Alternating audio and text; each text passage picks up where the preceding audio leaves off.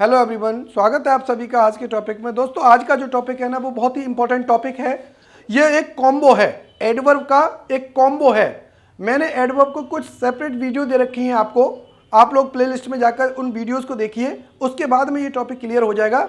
और ये उस सभी वीडियोस का जो भी मैंने चैप्टर्स कराए हैं उनका सभी का एक कॉम्बो लेकर आया हूँ। अगर आप इस पूरे टॉपिक को और पूरी वीडियो को ध्यान से देखोगे और अच्छे नोट्स बनाओगे तो कोई भी सेंटेंस आपका बचेगा नहीं, किसी भी टाइप का एरर क्यों ना हो। तो मैं देर न करते हुए इसको समझाता हूं, स्टार्ट करता हूं। तो सबसे पहले मैं बात करता हूं पोजीशन ऑफ एडवर्ब से पहले मैं बात करता हूं एडवर्ब आखिर होता क्या है। तो मैं आपको बताता हूं कि जो एडवर्ब होता है वो एक ऐसा शब्द होता है, is a word that qualifies। अब ये क्वालिफाइज किस किस को करता है? an adjective, adverb, verb, preposition, conjunction, phrase, clause and sentence।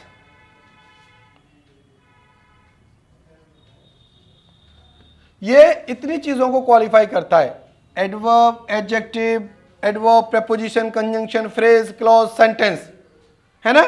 तो ये एडवर्ब होता है। क्लियर हुआ? अब यहां पर बात करते हैं कि भाई एडवर्ब कैसे कैसे करता है। तो देखिए यहां पे मैं समझा देता हूं आपको। अब मैंने आपको कराया था, ये चीजें मैं करा के आ चुका हूं, इसमें मैं आपको ये एडवर्ब नहीं पढ़ा रहा, ये मैं पहले करा के आ चुका हूं। आप मेरी वीडियोस को देख लीजिए, तब समझ में आएगा ये टॉपिक। आप प्ले लिस्ट में जाइए, पहले उन वीडियो को देखिए तब इसको देखिए।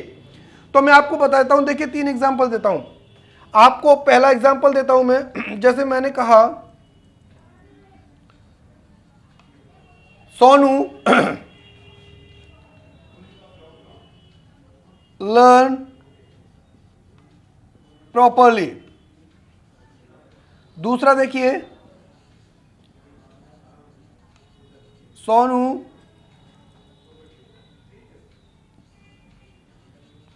learn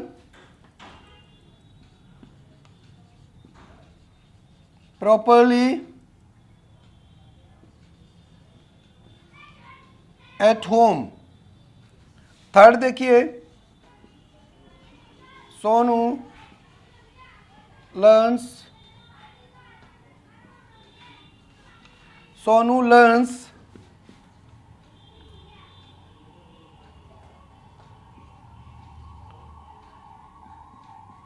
in the morning। Sonu learns in the morning। अब ये मैंने आपको सेंटेंसेस आपके दे रखे हैं, तो देखो इनको समझिए। मैं आपको ये सारी चीजें बताना चाहता हूं। पहला सेंटेंस है, देखिए ये मेरा वर्ब है, ये मेरा सब्जेक्ट है, ये मेरा वर्ब है, दोनों है ना, वर्ब है, ये वर्ब है। इनसे पहले क्या आया है? सब्जेक्ट आया है। क्या आया है? सब्जेक्ट आया है। अब देखिए एडवर्ब का मतलब क्या होता है? एडवर्ब, अब यहां पे देखिए कैसे, अगर मैं कहूं सोनू लर्न, सोनू सीखता है, सोनू सीखता है, तो देखिए यहां पर रिप्लाई मिल रहा है प्रॉपरली, अच्छी तरीके से, सही तरीके से। तो यहां पर किसका, वर्ब से किसका रिप्लाई मिला है? हाउ का। किसका रिप्लाई मिला है? हाउ का। तो प्रॉपरली एक एडवर्ब है। क्या है? एडवर्ब। और हाउ का रिप्लाई मिला है, इसलिए एडवर्ब ऑफ मैनर है। क्या है? Adverb of manner. Sonu learns properly at home. Sonu अच्छी तरीके से सीखता है घर पर। तो देखिए सोनू लर्न सीखता है, कैसे? हाउ। ये तो हो गया मेरा एडवर्ब ऑफ मैनर। कहां सीखता है? घर पर। तो यहां पर जो रिप्लाई मिला मेरा वो मिला वेयर का। तो ये हो गया मेरा एडवर्ब ऑफ प्लेस। कहां सीखता है? घर पर। Adverb of place. ऐसे ही Sonu learns in the evening. Sonu कब सीखता है? शाम को, है ना। तो सोनू लर्न्स व्हेन, व्हेन का रिप्लाई मिला है जो व्हेन का रिप्लाई मिला है तो ये मेरा हो गया adverb of time, adverb of time. तो कहने का मतलब ये है अगर कभी भी व्हेन का रिप्लाई मिलता है तो एडवर्ब ऑफ टाइम होगा, अगर कभी वेयर का रिप्लाई मिलता है तो एडवर्ब ऑफ प्लेस होगा, और अगर कभी हाउ से रिप्लाई मिलता है तो एडवर्ब ऑफ मैनर होगा। क्लियर? तो यहां पर ये मैंने आपको बता दिए, इनकी मैंने सेपरेट वीडियो दे रखी है, एडवर्ब ऑफ मैनर की, एडवर्ब ऑफ प्लेस की, एडवर्ब ऑफ टाइम की। आप जाकर प्लेलिस्ट में जाइए और ये वीडियोस को देख लीजिए, तभी ये टॉपिक क्लियर होगा आपका। क्लियर? तो मैंने आप लोगों को ये बता दिया। लेकिन सेंटेंस में क्या है, अब मैंने ये सेंटेंसेस में अलग अलग दिए हैं, अलग अलग दे रखे हैं।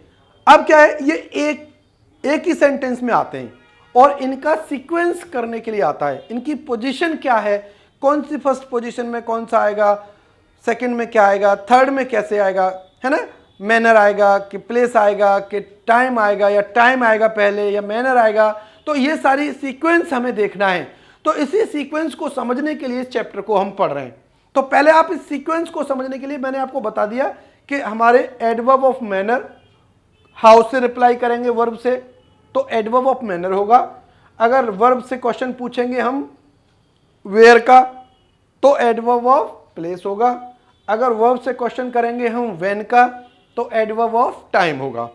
क्लियर? तो अब हम इसको समझते हैं कि एस सेंटेंस में हम लोग इसका सीक्वेंस किस तरीके से रखेंगे, इसकी पोजीशन किस तरीके से रखेंगे। तो अगर मैं आपसे ये कहूं कि पोजीशन ऑफ एडवर्ब में सबसे पहले मैं बात करूंगा, एक फॉर्मूला होता है जिसे बोलते हैं एम और पी और टी। एम पी टी के फॉर्मूले को हमेशा याद रखना है आपको। जो एम पी टी का फॉर्मूला होता है, अब हम इसको समझ लेते हैं। M stand for manner, P stand for place, T stand for time. कहने का मतलब है मैनर, प्लेस और time, adverb of manner, adverb of place, adverb of time. अगर मैनर की बात करेंगे तो हम लोग हाउ से रिप्लाई करते हैं, तो हाउ से रिप्लाई में आंसर मिलता है, प्लेस में हम वेयर से रिप्लाई करेंगे, है ना, और इसमें हम व्हेन से रिप्लाई करेंगे। क्लियर हुआ? टाइम पूछने के लिए व्हेन का रिप्लाई करिए वर्ब से, और प्लेस पूछने के लिए आप वेयर का रिप्लाई करिए, वर्ब से क्वेश्चन पूछिए तो वेयर का मिलेगा तो हमारा प्लेस होगा, और हाउ का रिप्लाई मिले वर्ब से तो हमारा मैनर होगा। क्लियर? किसी भी सेंटेंस में क्या होता है, किसी भी सेंटेंस में अगर कोई वर्ब है, अगर कोई वर्ब है उसके बाद क्या है, कोई वर्ब है उसके बाद कोई ऑब्जेक्ट नहीं है, कोई ऑब्जेक्ट नहीं है, समझ लेना इसको। अगर कोई किसी सेंटेंस में कोई सब्जेक्ट को छोड़ दीजिए, सब्जेक्ट से पहले बात नहीं कर रहे, वर्ब उसके बाद में कोई ऑब्जेक्ट नहीं है तो यहां पर एडवर्ब आएगा। इनमें से कोई सा भी एडवर्ब हो सकता है, इनमें से कोई सा भी एडवर्ब हो सकता है। इस फॉर्मूले को याद रखते हुए जाएगा, कभी भी गलती नहीं होगी, आपसे क्वेश्चन में कभी गलती नहीं होगी। अगर किसी सेंटेंस में वर्ब आया है और उसके साथ कोई ऑब्जेक्ट नहीं है तो आप एडवर्ब का यूज कर दीजिए, वर्ब के बाद, वर्ब के बाद इसका यूज कर दीजिए। अगर किसी सेंटेंस में वर्ब आया है, क्या आया है, वर्ब आया है, और उसके बाद ऑब्जेक्ट है, और उसके बाद ऑब्जेक्ट है, क्या है, ऑब्जेक्ट है, तो एडवर्ब कहां यूज होगा, ऑब्जेक्ट के बाद में, ऑब्जेक्ट के बाद में, है ना। दोबारा समझ लो, अगर कोई वर्ब है और ऑब्जेक्ट नहीं है तो एडवर्ब इस वर्ब के बाद में यूज किया जाएगा, और अगर किसी सेंटेंस में वर्ब है और ऑब्जेक्ट आया है तो ऑब्जेक्ट के बाद वर्ब यूज किया जाएगा। आपको ऑब्जेक्ट फाइंड करना आता है? अगर ऑब्जेक्ट फाइंड करना नहीं आता कि किस वर्ब के साथ ऑब्जेक्ट होता है और ऑब्जेक्ट होता क्या है, तो मैंने सब्जेक्ट और ऑब्जेक्ट की एक वीडियो दे रखी है जिसमें आपको जाकर ऑब्जेक्ट और सब्जेक्ट फाइंड करना सीख जाएंगे अच्छी तरह से, तो आप उसको देख लीजिए। ठीक है, तो यहां पर मैंने बता दिया कि किसी भी वर्ब में ऑब्जेक्ट होगा, अगर ऑब्जेक्ट नहीं है तो एडवर्ब इस वर्ब के बाद आ जाएगा। कहने का मतलब है यहां पर आ जाएगा। और अगर कोई वर्ब है उसके बाद ऑब्जेक्ट आया है तो उसके बाद एडवर्ब आएगा। क्लियर हुआ? जैसे यहां पर वर्ब के बाद ही एडवर्ब आ जाएगा और यहां पर ये ऑब्जेक्ट आएगा उसके बाद में एडवर्ब आएगा। क्लियर हुआ? तो देखिए यहां पे समझिए, मैं आपको दो सेंटेंस बताता हूं। अगर मैं आपसे ये कहूं कि दो वर्ब होती हैं, एक तो होती है ट्रांजिटिव वर्ब और एक होती है इंट्रांजिटिव वर्ब। ट्रांजिटिव वर्ब और इंट्रांजिटिव वर्ब। ट्रांजिटिव वर्ब वो वर्ब होती है जो अपने साथ ऑब्जेक्ट लेती है। इंट्रांजिटिव वर्ब वो ऑब्जेक्ट होती है जो अपने साथ कभी भी ऑब्जेक्ट नहीं लेती। अब सेंटेंस को समझिए। अगर मैं आपसे यह कहूं, देखो, Rohan played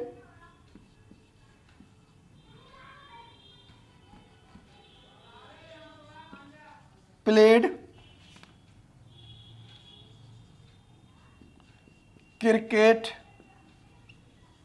well. Rohan played cricket well. अब देखिए मैं आपको समझाना चाह रहा हूं, ये मेरी वर्ब है, सब्जेक्ट को छोड़ दीजिए, ये मेरी क्या है? वर्ब है। अच्छा ये बताइए, रोहन प्लेड, रोहन ने खेला क्या? तो क्रिकेट खेला। क्या का रिप्लाई मिलेगा? तो हमेशा ऑब्जेक्ट होगा, तो क्रिकेट खेला, तो ये मेरा ऑब्जेक्ट है। अगर ऑब्जेक्ट है तो जो एडवर्ब होगी वो ऑब्जेक्ट के बाद आएगी।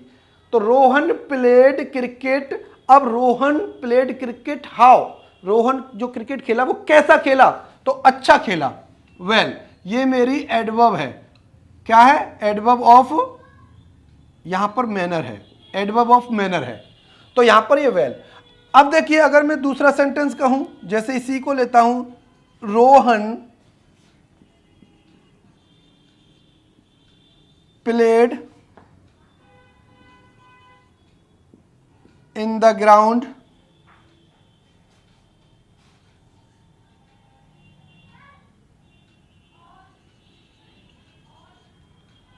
Well. Rohan play in the ground well. तो एक सेंटेंस ले लिया मैंने। रोहन वर्ब है ये। अब ये देखिए रोहन खेला क्या? तो इसमें ऑब्जेक्ट नहीं है क्योंकि यहां पर खेलने की कोई बात नहीं कही गई, केवल ये कहा गया कि रोहन जो है ग्राउंड में खेला अच्छा, लेकिन क्या खेला वो चीज नहीं दे रखी। तो इसका मतलब इसमें ऑब्जेक्ट नहीं है। जब ऑब्जेक्ट नहीं है तो हमारे पास कैसा खेला, ये एडवर्ब है, तो ये कहां आ जाएगी? यहां पर आ जाएगी। कहने का मतलब है सेंटेंस हो जाएगा रोहन प्लेड वेल, उसके बाद में in the ground, in the ground, ये सेंटेंस हो जाएगा। Rohan played well in the ground. बात क्लियर है? दोबारा समझ लीजिए। देखिए यहां पर कोई ऑब्जेक्ट नहीं था, ऊपर वाले में ऑब्जेक्ट था। यहां पर केवल यह बात कही है कि रोहन ग्राउंड में खेला अच्छा, लेकिन क्या खेला यह नहीं पता। तो जब क्या खेला, जब किसी चीज पर जो खेला है वो चीज वो है ही नहीं, जो गेम खेला गया वो है ही नहीं, तो यार इसका मतलब है ये इंट्रांजिटिव वर्ब है। क्या है? यहां पर ये इंट्रांजिटिव वर्ब है, और इंट्रांजिटिव वर्ब है तो उसके बाद में कोई ऑब्जेक्ट नहीं है। ऑब्जेक्ट नहीं है तो इसके बाद हमारी एडवर्ब लग जाएगी, और यहां पर ऑब्जेक्ट था तो हमने ऑब्जेक्ट लगा दिया। तो बात क्लियर है? तो अब हम समझते हैं इसके सीक्वेंस को। मैंने ये सारी चीजें बता दी आपको कि कब कैसे क्या यूज करते हैं। अब इसके सीक्वेंस में सेंटेंस में आपको देता हूं जो आपको समझना है। मैंने आपसे कहा पोजीशन ऑफ एडवर्ब्स की क्या पोजीशन रहेगी? M, manner, place and time. Adverb of manner, adverb of place, adverb of time, ये पोजीशन रहेगी। क्लियर हुआ? तो देखिए इसमें मैंने सेंटेंसेस देखिए, जरा आप एक बार करने की कोशिश करिए इनको, आप लोग इनको करने की कोशिश करिए, फिर हम लोग बताते हैं इस चीज को।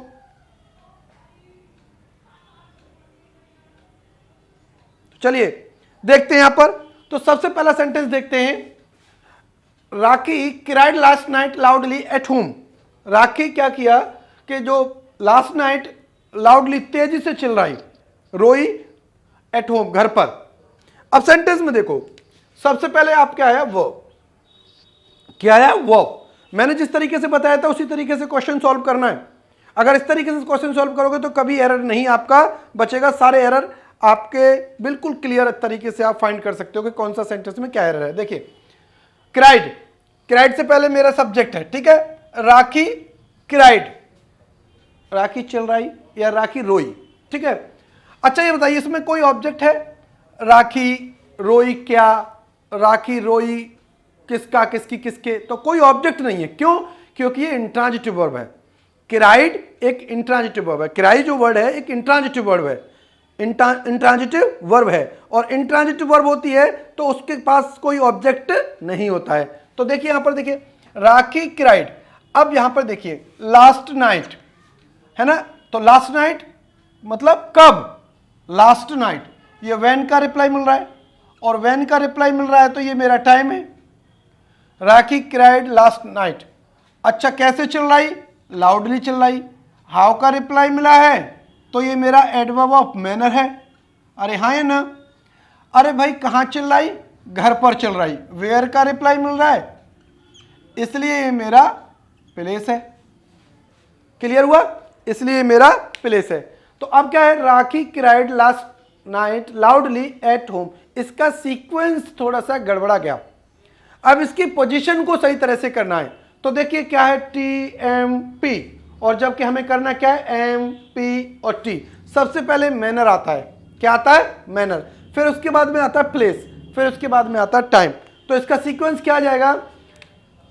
ये पहले क्या आएगा? ये पहले नंबर पर आएगा लाउडली, ये पहले नंबर पर आएगा, दूसरे नंबर पर प्लेस आएगा, और तीसरे नंबर पर लास्ट नाइट आएगा। तो सेंटेंस कैसे बनेगा? Rakhi cried, Rakhi cried loudly at home last night. दोबारा समझो, Rakhi cried loudly at home last night. Clear है? तो इस तरीके से हम सेंटेंस को बना देंगे।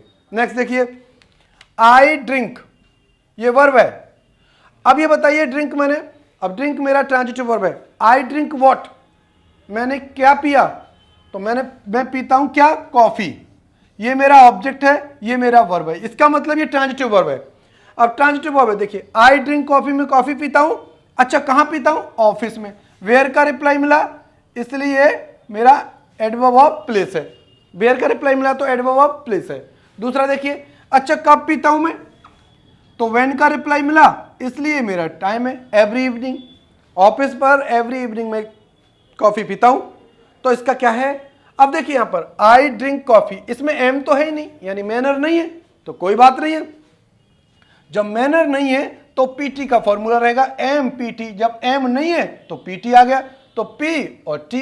यहां पर ये सेंटेंस बिल्कुल सही है।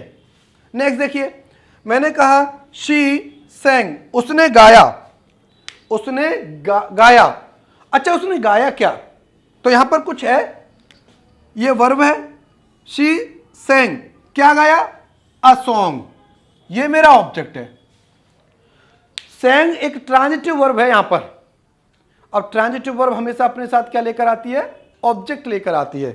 तो ये जो ऑब्जेक्ट है ये यहां से उठकर सेंग के बाद लगेगा। She sang a song. Clear हुआ? शी सेंग अ सॉन्ग, क्योंकि ट्रांजिटिव वर्ब के बाद ऑब्जेक्ट आता है, तो अ सॉन्ग सेंग के बाद आएगा। अब बात आइए, उसने गाना गाया कैसे? ब्यूटीफुली। हाउ का रिप्लाई मिल रहा है इसलिए ये क्या है? मेरा मैनर है। हाउ का रिप्लाई मिला, कैसे गाया? ब्यूटीफुली। ओके, कब गाया? व्हेन। ये मेरा क्या है? टाइम। व्हेन का रिप्लाई मिलता है टाइम। अच्छा गाया कहां? स्कूल में। ये मेरा प्लेस है, ये मेरा प्लेस है। दोबारा समझ लीजिए, हाउ का रिप्लाई मिला, कैसे गाया उसने गाना? ब्यूटीफुली, अच्छे तरीके से, सुंदर तरीके से। कहां गाया? At in the school. और कब गाया? एट नाइट, रात को गाया, स्कूल में गाया, और ब्यूटीफुल तरीके से गाया, सुंदर तरीके से गाया। तो यहां पर देखिए, she sang a song beautifully, manner आएगा, फिर P, in the school at night, time बाद में आएगा। एमपीटी का फॉर्मूला चलेगा ना? तो क्लियर। नेक्स्ट देखिए, मैंने आपसे कहा रोहित लर्नड। लर्न की सेकंड थर्ड फॉर्म लर्नड होती है। रोहित लर्नड वर्ब है, रोहित सब्जेक्ट है, रोहित सीखा क्या, इंग्लिश ऑब्जेक्ट है। रोहित क्या सीखा, इंग्लिश सीखा, जिसका मतलब इसके बाद ऑब्जेक्ट है तो ये ट्रांजिटिव वर्ब है।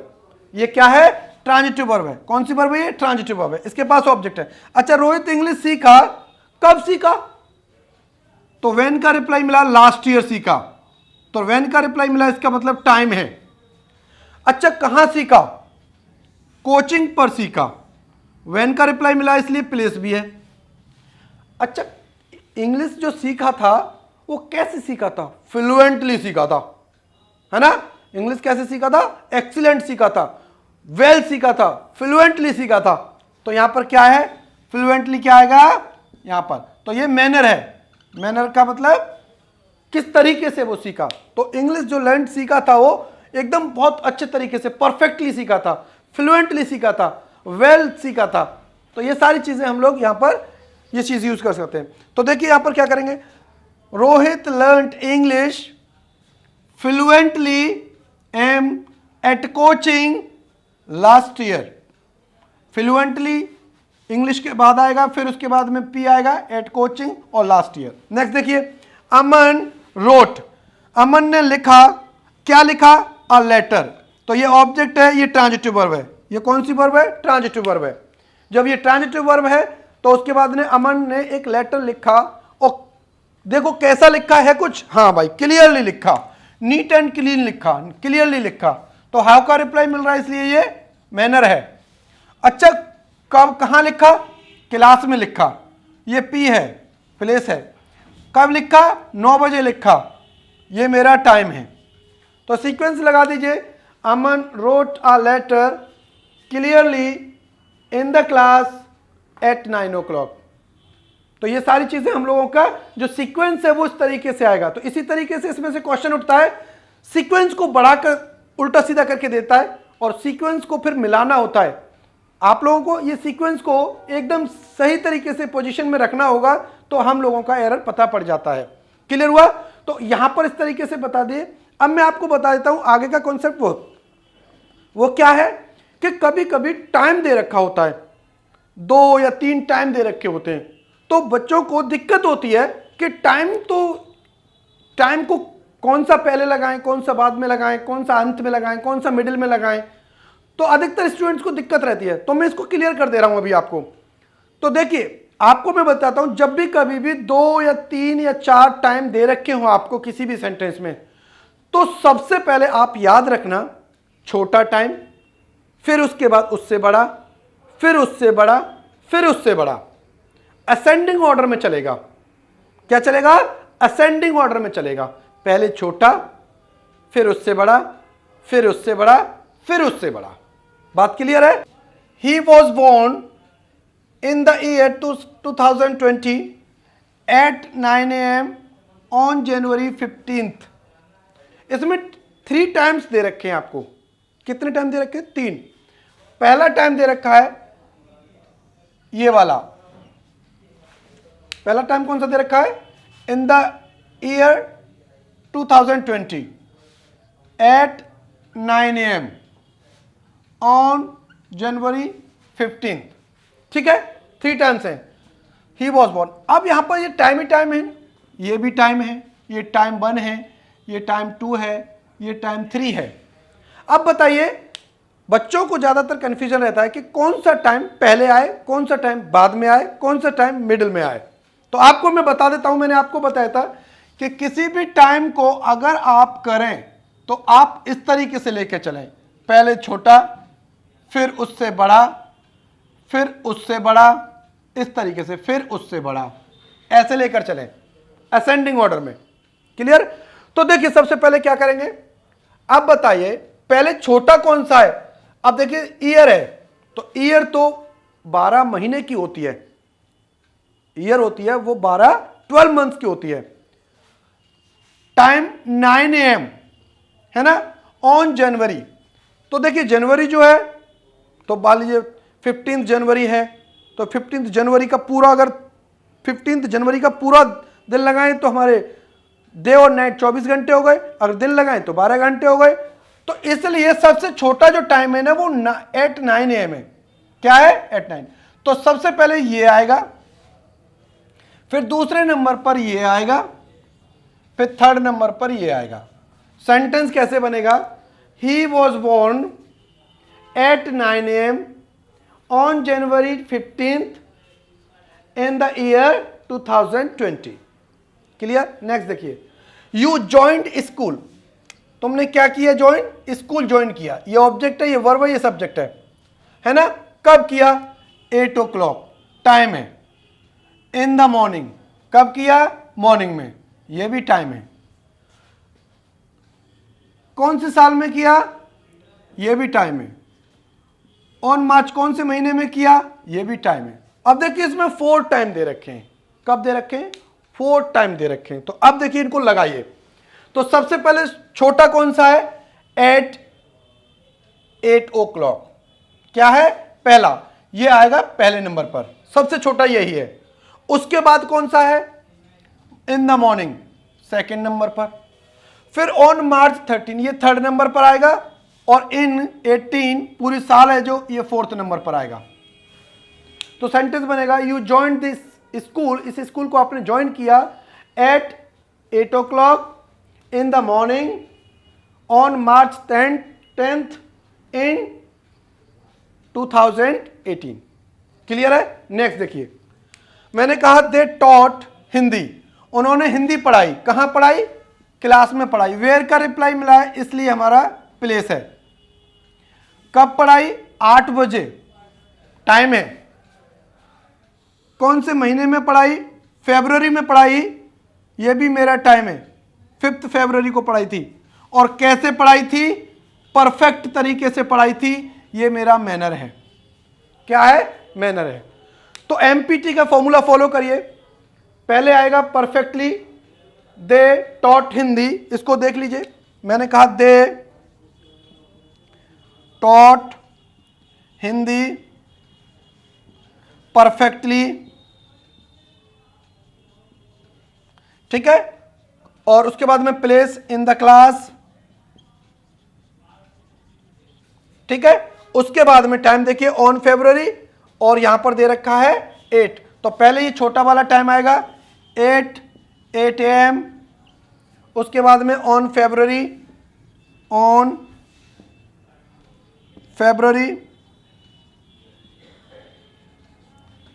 5th, ऐसे बनेगा ये सेंटेंस।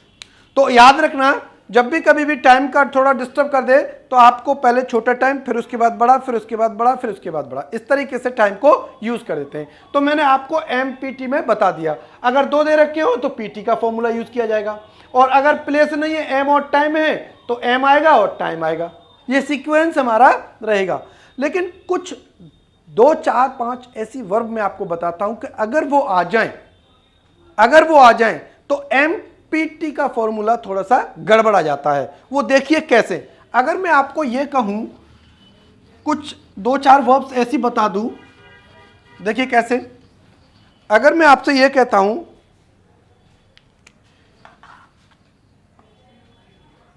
अगर वर्ब्स ऐसी आ जाएं, गो, कम, अराइव, वॉक, ट्रेवल है ना, गो, कम, अराइव, वॉक, ट्रेवल और रीच, ये वर्ब्स आ जाएं, तो आप लोगों को याद रखना है कि इसके साथ कभी भी एमपीटी का फॉर्मूला फॉलो मत करना अगर ऐसे आ जाए। क्यों? क्योंकि इसमें आप लोगों को क्या करना है, वो हमेशा इसका फॉर्मूला जो यूज किया जाएगा वो किया जाएगा पी, एम और T.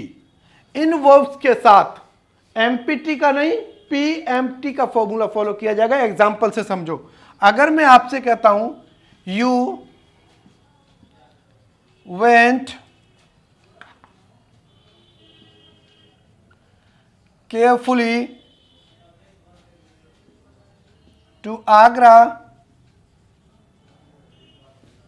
at 6 AM, 6 o'clock in the evening। अब यहां पर देखिए मैंने ये सेंटेंस लिख दिया। अब जरा देखिए सेंटेंस को, you went carefully to Agra at 6 o'clock in the evening. Sentence में देखिए क्या आया है, वेंट आया है, यानी गो की सेकंड फॉर्म है वेंट। तो यहां पर गो आया, ऐसे केम आ सकता था, अराइव्ड आ सकता था, है ना, ट्रेवल्ड आ सकता था, रीच्ड आ सकता था, कुछ भी आ सकता था। तो मैंने कहा यू वेंट। अब देखिए यहां पर क्या है, कैसे पहुंचा वो, तो हाउ का रिप्लाई मिला, इसलिए ये मैनर है। कहां गया, कोई प्लेस है, तो यहां पर ये प्लेस के बारे में बात कर रहा है। कब गया, ये टाइम है, और कब गया ये भी टाइम है। दो टाइम दे रखे हैं, एक छोटा एक बड़ा है, तो छोटा पहले लगा हुआ है, बड़ा बाद में लगा हुआ है, इससे कोई प्रॉब्लम नहीं है। तो दिक्कत क्या है कि अब यहां पर जब भी कभी भी ये वर्ब आ जाए तो एमपीटी का फॉर्मूला फॉलो नहीं किया जाएगा, पीएमटी का फॉर्मूला, यानी पहले प्लेस आएगा, फिर मैनर आएगा, फिर टाइम आएगा। तो इसको यहां से हटा दीजिए। तो पहले क्या लेकर आना है, प्लेस लेकर आना है। तो क्या बनेगा sentence, you went to Agra carefully at 6 o'clock in the evening. इस तरीके से आप सेंटेंस को बना सकते हैं। मैंने आपको एडवर्ब ऑफ मैनर के, एडवर्ब ऑफ प्लेस के और एडवर्ब ऑफ टाइम के अलग अलग वीडियोस भी दे रखे हैं और उनका एक पोजीशन भी बता दिया, उनका सीक्वेंस बता दिया। आप इसको अच्छी तरह से कर लीजिए, आपका कोई भी क्वेश्चन गलत नहीं होगा, ये पक्का है। आप लोग इस पर मेहनत करिए, अच्छे से नोट्स बनाइए और बार बार इस वीडियो को देखने के बाद अच्छे अच्छे नोट्स को बनाकर रिवीजन करिए और एक्सरसाइजेस सॉल्व करिए, जिससे आप लोगों को अच्छा निखार आया अपनी स्टडी में। तो मिलते हैं नेक्स्ट वीडियो में, जब तक बने रहिए, मेहनत करते रहिए। Thank you, have a nice day.